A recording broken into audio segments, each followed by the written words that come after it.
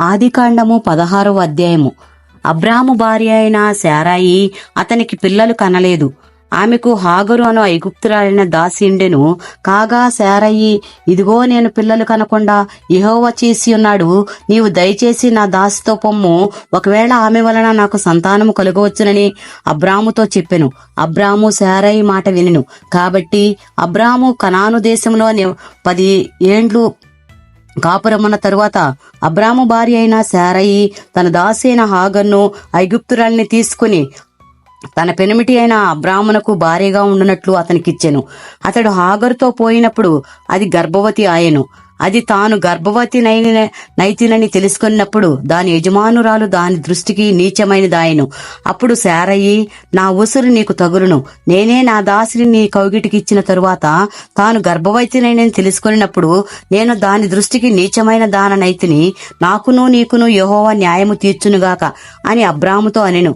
అందుకు అబ్రాము, ఇదిగో నీ దాసి నీ చేతిలో ఉన్నది, నీ మనసు వచ్చినట్లు దాని చేయుమని శారాయితో చెప్పెను.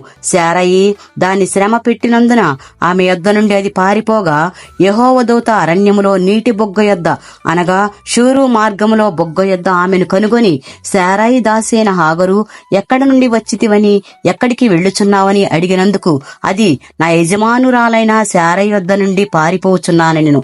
అప్పుడు యెహోవా దూత, నీ యజమానురాలి యొద్దకు తిరిగి వెళ్లి ఆమె చేతి క్రింద అణిగియుండుమని దానితో చెప్పెను.